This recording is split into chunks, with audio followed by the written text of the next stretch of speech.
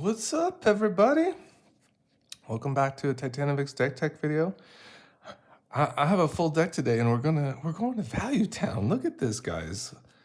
So I thought about this deck for a little bit, and initially I think I had like a Portal to Phyrexia, like as a top end, as like a artifact reanimate, and then I was like, you know what? I think we're gonna go full combo Andy on this one. And just basically run like the most value-oriented artifacts I can basically find and put together so that we can just draw a ton of cards and really just give us the best chance to orchestrate our combo. So some of the cards I have just presented here, some of you might be familiar with these, some of you might not, but this is the Great Henge. And even if you're playing this for like, higher than usual, like say for instance, I'm casting this for like 5 mana. Like say for instance, I have like a 4-power creature on the battlefield, or maybe even a 3-power creature. It is a pricier spell that way. But the thing is about this card is it gets you so much value from your creatures. And it also ramps you too once you cast it. So what's amazing about this card is that, for instance, I get the Great Henge down, I start casting creatures, and then I'm just drawing cards from them. Like I'm just getting more looks, I'm putting things on the board. And also, once again, I'm accruing that additional mana for next turn phases. So it's just an amazing card in general. Just an easy part of your 99 for when you're casting green creature spells. Or other creature spells when you have green in your colors. Here's the Immortal Sun. And this is that nice 6-mana one where, well, the Planeswalker's activated abilities, they get canceled out, and then at the beginning of your draw step, you draw an additional card. So that's pretty amazing. Additionally, spells you cost 1 less to cast. That's a pretty amazing part of this card too. And creatures you control get 1/1. So just an overall an amazing card. I really love the cost reduction on that. And the extra card does not hurt. And then, of course, we know the craziest, like one of the more crazy 4-mana colorless spells to ever come out, the One Ring. This thing is nuts, right? I mean, not only does it give you protection, it might give you a turn to set up, like, an additional turn to kind of get things going or find answers because it gives you protection from everything until your next turn. Then additionally, you can just start drawing cards off of it. You can just go ahead and put a birding counter on it. Just start accruing like tons of cards. You can just start, drawing 3 cards in a cycle. Draw a card the turn it comes down, draw 2 cards in the next turn, and there's no penalties. You don't have to pay any mana for it. You just take a little damage each time, and I think it's a wonderful card. It's just absolutely amazing. So we have these really cool value artifacts. Now, before I present these to you, I wanted to kind of show like the resilience of our commander, which is Meria, the Scholar of Antiquity. And if you haven't played with this commander before, I think it's like, this card is like 40-50 cents. You can make like total awesome budget plans with this. I just kind of think I optimized it with the best choices I know of. But like really you could just play like, 20-cent 0-mana artifacts, just load your deck with 0s and 1s. And I think you're just going to still have a good time with her. So she's a 3-costed commander, 1 colors, 1 red and 1 green. Legendary creature, Elf Artificer. Tap an untapped non-token artifact to control, add green.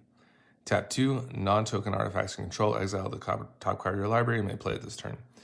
So what we're going to do is we're going to mix Meria's ability to basically siphon cards off the top of the deck and really abuse this power with like Landfall synergies. Also cards that lets us look at the top of our libraries and cast cards from the top of our libraries and play lands from the top of our libraries. So Meria is a good one where if we can put enough artifacts, low-cost artifacts on the battlefield, we can really keep that chain going, keep those options open on the top of our library, and really storm off. That's the whole point of this deck. So Meria has some very interesting cards that she enables that might not be enabled at first glance. Now, for instance, a Volatile Wonderglyph basically fits that double mode where you're tapping this down with Meria, you're tapping it for mana, and you're getting to loot a card at the same time. So it's a mana generator and a looting effect that just stays statically on the battlefield. So it's just an amazing card for us here. Additionally, a card like Prize Statue doesn't lose its value either. You get to create that treasure, which it does by onto the battlefield, then you can tap it down for mana. It just doesn't sit there. You can actually utilize it for mana, so it's another double whammy. And we're going to have sacrifice synergies in here as well. So that's just another payoff for this deck, for the prize statue. Additionally, because we're playing Landfall, of course we're going to play a Mycosynth Wellspring. It just slots in so well. You'll see that just by, like, if you just Goldfish this deck, you'll see how well this card kind of performs, because it's going to fetch us that basic land. It's going to like enable our Azusas, our Dryads, our Elysian Grove, our Explorations, our Oracle Moldias, and then it's also going to have the ability for us to produce mana with Meria, and also start exiling cards off the top of our deck if we need to. Also has sacrifice synergy. Once again, we could sacrifice this and fetch another basic if we need to. So I love the I love all the Mycosynth Ichor Wellspring, the Mycosynth Wellspring. They all fit really well in this deck. Okay, so that was kind of like our kind of highlights of the deck, and then I have everything kind of strewn around here, so you can just kind of see.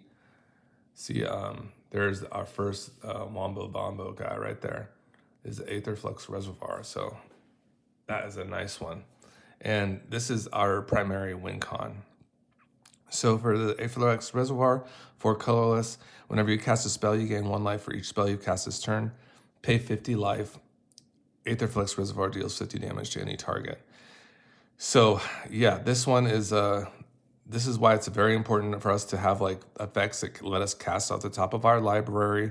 Look at the top of our library, put things off of the top of our library, and play those from exile. This is the card this is really the way. Because I was thinking, like, what's the problem with Aetherflux Reservoir and Meria? Like, what's it's holding it back? It has to be lands. You can sometimes get stuck on lands, but we have the solution is to make our deck really focused on playing lands and playing an abundance of them and getting ahead that way too. So it's like basically a win-win situation for this deck. So we're going to accrue 50 life, pay 50 life, and take out an opponent with Aetherflux Reservoir. And we get a life each time we cast a spell. So, I mean, first spell we cast, we gain a life. Second spell, we gain 2. And then additionally, we play 7 spells, and we're starting to gain 7 life for each spell. It's just the abundance of life, right? How are we going to go about doing this? How are we going to play spells from the top of our library? Well, the Mystic Force can help us do that. It won't be able to let us play lands from the top of our deck.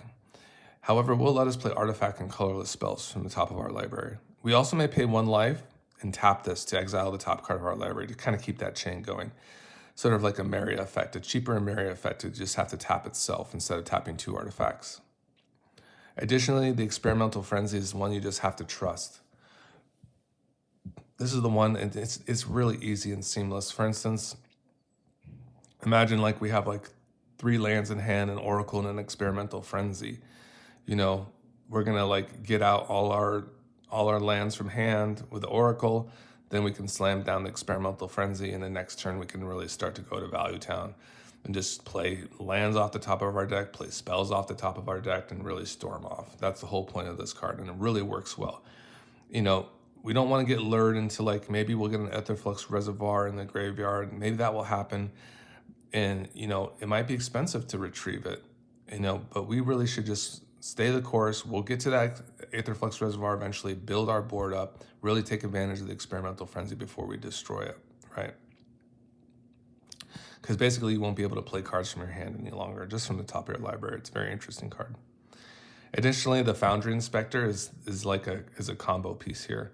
So it's just, for instance, it's just amazing. I'm just so surprised how well this card performs. It just, lowering that cost of all your artifacts by 1 is just amazing. It's like amazing, like, oh, this only costs 1 now, or this costs 0 now. So it's just an amazing card for us in this deck. Additionally, like a card with Sensei's Divining Top, where basically you could just have all these components on the battlefield at once, like Aetherflux Reservoir, Sensei's Divining Top, even a Mystic Forge, Foundry Inspector, any of these conjunction, the Mystic Forge or the Experimental Frenzy with these 4 cards, basically that's infinite casts, because you can just go ahead and play Sensei's Divining Top for 0, tap it, return it back to your hand. With the Mystic Forge, you play it over again, because you can play colors and artifact spells from the top of your library, and that chain just goes on and on. You gain infinite life, and you have infinite damage. So that's a combo. All right, so it's cool to have a combo that just kind of ends the game on the spot. All right. Let's keep rolling here. Now this is the second portion of this deck tech, and this is has to do with our guys. And how are we going to find the combo? How are we going to retrieve the combo? I mean, this is one card out of the whole set, right? Out of the whole library. So how are we going to set this up? So, and we have some backup win cons, but that's our primary one, right? So card like Gamble, that's fine. We can go search up our Aetherflux Reservoir, put it in our hand, discard a card to our graveyard. And we have ways to get back into our graveyard too, okay, guys? We got lots of ways. So don't worry. You know, if it goes in the graveyard, we're going to be okay. So we have a Shriek Horn that's going to build our graveyard. We tap this and it puts 2 cards in our graveyard at once. We have the cards like Scrapwork Mud, which is we get this extra value from the graveyard. You know, we can cast this, draw a card, discard a card, draw a card. We can unearth it later. It's a nice artifact for tapping for mana. It's great. I love Smuggler's Copter. It lets you draw first before you discard, so it's just fantastic. It's a good flyer too. It's fantastic. All of these just build our graveyard. Mesmeric Orb is a big MVP for us. Definitely will be like one of our win cons is getting this. You can even copy this with like a Mycosynth Garden. If someone's taking extra turns, like an extra turn Andy, you can just like have them die because you can copy like the Mesmeric Orb or the Mycosynth Garden, and they'll just like mill like double the amount of cards that they need to. And you know, if they can't finish the game, then they just die from mill. Just kind of an interesting way to go about that. Palantir is one of those cards. It's just going to be, you know, always there accruing those charge counters. It basically ends up just becoming a draw, an easy draw. Like opponents don't want you to mill 7 cards and take the damage from all those mana costs. So that's a great choice for us. Here's the Brass's Tunnel Grinder. Very impressed with this card as well. Just love the fact that it can, just making sure the camera looks good here. Yeah. It helps you put any amount of cards into your graveyard, and then you'll draw 1 additional one for each of those that you did put into the graveyard when it does enter the battlefield. And then it has this interesting text where it will, if you descend, you put a charge counter, and if there's 3 or more bore counters on it, you flip it over. And then it turns into Tuklatan, the Searing Rift. Whenever you cast a permanent spell using mana produced by Tuklatan, the Searing Rift, discover X, where that X is that spell's mana value. Very cool. Cool effect there, huh? All right. So now, like, how do we get into our graveyard, right? Like, how are we going to get back into that when we, you know, maybe we mill something in there and like we don't think we can get it back. There's lots of ways to get those cards back from our graveyard. For instance, a land like a Ballad Get Recovery, return target card from a graveyard to your hand. That will do that. Additionally, we have these amazing payoffs, right? Like for instance, the Goblin Welder would do that. So that's a nice one. Exchange target artifact to player controls for target artifact in that player's graveyard. So that's an amazing one where, you know, we can go ahead and sacrifice a prize statue for, you know, an Immortal Sun. Sacrifice a prize statue for the One Ring or the Great Henge. I mean, we have some amazing artifacts in here. For the Aetherflux Reservoir for our win con. I mean, it's just the limit. There's no limit to the possibilities with these cards. So these are just these amazing vintage cards from like Urza's block that were just so very good. So you have like the Goblin Welder here. This guy's amazing too. The Goblin Engineer. He can just put anything he can entomb any artifact into your graveyard, and you can get value for artifacts 3 or less from his ability. You won't be able to do anything over 3 or less, but just the fact that he can put in any artifact in your graveyard, maybe you have a Trash for Treasure available, and then all of a sudden you're getting the value from that. There's like a card like Trash for Treasure. Just sacrificing an artifact on your battlefield in exchange for one in your graveyard. Amazing card. And uncommon too. Then Duretti is just this Planeswalker on a stick that does all those things. So absolutely amazing. They can just loot cards. It can do that, sacrifice the artifact on your battlefield and exchange it for one in your graveyard. Just more redundancy. And this is like your OG card, right? Like your Fiend Death for red, Scrap Mastery. So we're going to be putting tons of artifacts into our graveyard, probably way more than anybody else, and a fast rate too. So our Scrap Masteries can get very strong very quick. and we can go ahead and sacrifice the artifacts we have on board for the ones in our graveyard. It's pretty amazing, right? Pretty amazing stuff. And everybody would do that similar thing. It's basically like a Vandal Blast for the entire table. And then whoever, then the person who has the artifacts in their graveyard benefits the most from that, because they'll just come onto the battlefield immediately. So just another amazing card for us in general, guys. We also have some amazing tech here for cards that just once they're sacrificed, they just draw. For instance, this Chromatic Star, you can tap it for mana first, and then you can sacrifice it with one of our guys.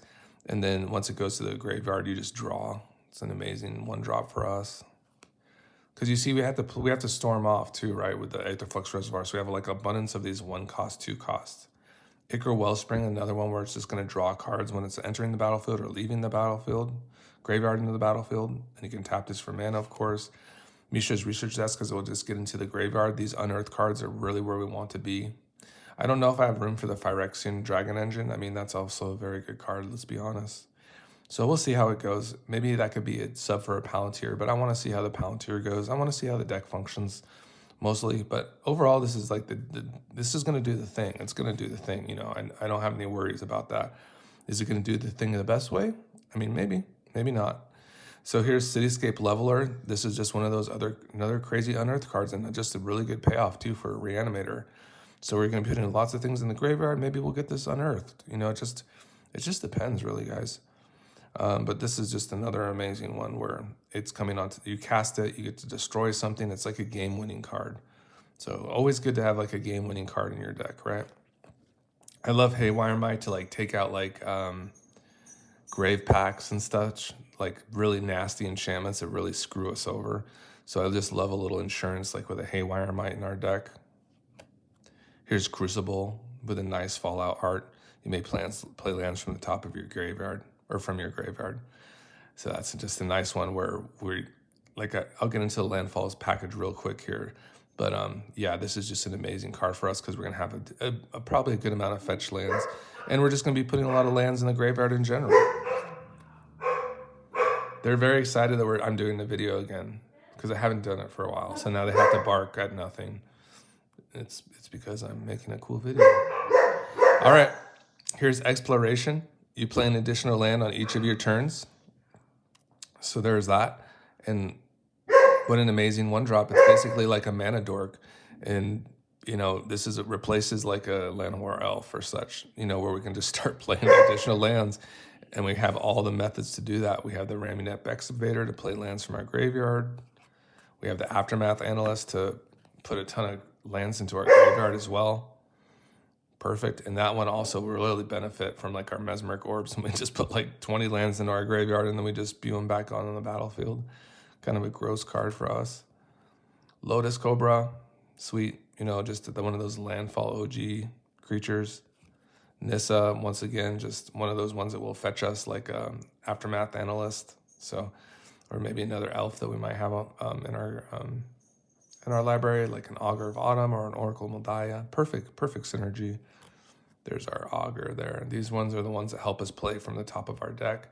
So if we have an Exploration, we're just good to go for that. We're just be playing off the top.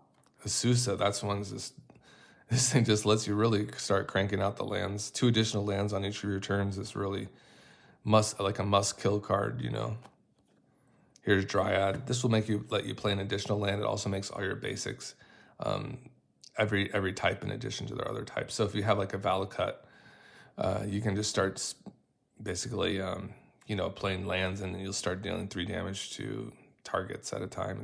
It's amazing, and the fact that it just fixes all your mana and lets you play additional lands is just exceptional. Here's our Oracle. There she is, that 2/2 that just really gets things going. She lets you play from the top of your deck and also play those additional lands every turn. So you just get all that junk off the top of your deck and just keep that gas flowing. Solemn. I thought I went for the Solemn over the Blossoming Tortoise on this one just because Solemn will just act as an artifact, which will help us siphon from the type of our deck with Meria too. Maybe get us a card if we need to block with it. It has all those features and also ramps, so I like this. Here is Moraug. So this is like kind of our second win con. We're going to be putting an abundance of creatures on the battlefield. So, and we're going to be putting an abundance of lands. So if we can get like, 15 combat steps, we can just go for it and maybe finish someone off with a smuggler's copter. It really could be something as simple as that, right? So there's the Fury of Vacuum. We're just a nasty landfall creature. And that is kind of the setup there. That's all the landfall package. Additionally, we have like kind of our ramp package here with Paradise Mantle, Mox Opal, Mox Amber, Soul Ring, Ragavan. We could talk about these a little bit. I mean, this is the Paradise Mantle. It's so good with Meria. Just a zero drop, fine choices. Zeros are just very good because you want to have like at least, you want to try to have a criteria of like 2 mana available if you cast Meria with artifacts. So you can put like those 2 mana artifacts down or those 2 mana green plays. So having these zeros really enables that like in a faster manner, in a more efficient way. This one will also be able to be tapped down and you can put it on like a non-artifact creature like such as Meria and turn her into a mana rock too. So that's basically another double whammy. So I always look for these double whammies, Mox Opal just like benefits from all the synergy of all the artifacts we're gonna be playing. It gives us a chance to have any one color, just that option. This and the Mox Amber similarly perform that function for giving us choices of what colors we want to play. And sometimes we can cheat out mana with like a Ragavan, or if we have enough of these out early, enough artifacts, we can start producing for this with mana even without Meria. Of course, the Soul Ring is perfect for here because we have so many colorless spells. There's Ragavan, our legendary mana dork there. Birds of Paradise, the Lighted Halfling, and a Mystic. Also a Florahedron because we're doing Landfall, and a Tireless Provisioner for lots of treasures. Okay, then we're going to have some like specific cards that just will gather some other value for cards. So we have our Reckoner Bankbuster here, and then we have our Howling Mine, so that's fantastic. So yeah, I just love Reckoner Bankbuster, just the fact that it just gives us that option to draw cards with it when we need to draw cards, if we don't have any plays in the early game. And then the Howling Mine is just like, honestly, it's kind of like a target for our Goblin Engineer if we don't need any other answers or we just need cards. Because we get this thing on the battlefield with a Goblin Engineer, and then we're just tapping this down with Meria, and we're just accruing all those extra cards, and our opponents are not benefiting at all from that. And that is the whole point of the Howling Mine. Additionally, like another double whammy where we accrue mana with Meria, and we tap this down and or be the only one to derive the benefits of the extra card. So that's a Wombo Bombo. Additionally, we have all the lands here.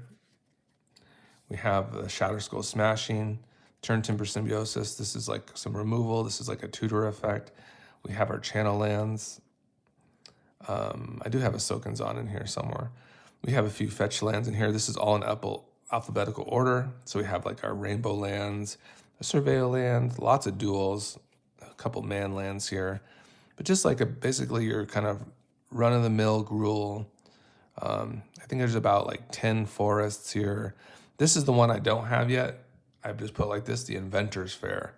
That's going to be one I have to go and acquire because that's that's like a tutor card. It's like 4 mana and a tap.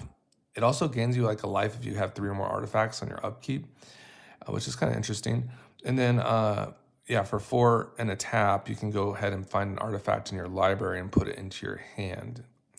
I believe that's the verbiage. It might even be from your graveyard. It might be from anywhere. I think it's from your library though. So there's that. We have our man lands in here. Of course, we have about, I think, a little less mountains and forests. We have a lot of fetch lands here, like the Prismatic Vista, Riveteer's Outlook, the Cabaret Courtyard that I just showed you. And then we just have, just these really nice duels like Spire Garden, Stomping Ground, the ones that basically just come in, can come in untapped when you need them to. Fetching up a Stomping Ground seems nice too with some of our fetch lands. Spire of Industry. Oh, I think I have an additional Stomping Ground in here. So I was looking for that. All right, so I'll have to switch that one out. The Mycosynth Garden here, of course. Urza Saga. This one is one of the key ones where we're going to go ahead and copy like the Aetherflux Reservoir with this card and have 2 Aetherflux Reservoirs on the battlefield. 2 is better than 1. And that's really when you start accruing lots of life, and you can really start having that combo kind of finish off sooner in a more natural way, I guess, in a more fair way than our combo method. We have Urza Saga here.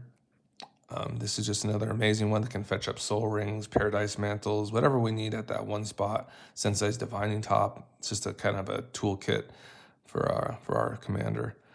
Additionally, we have Valakut. This is the one I kind of discussed, where we play mountains. This thing starts, giving damage to our opponents. So, especially good with the Elysian of the Grove. So, yeah, that one's a nasty one, right?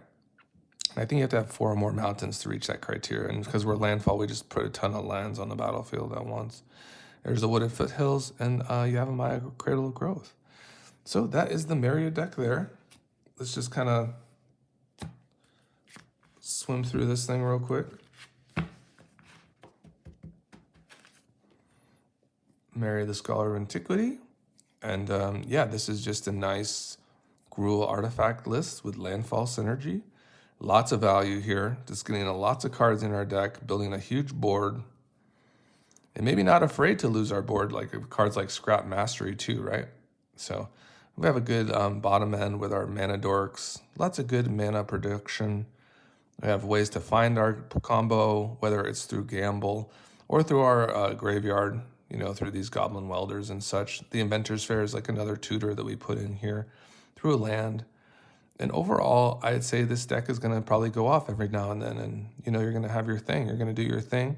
You're going to have a couple ways to go out, and make things interesting with like a Moraug.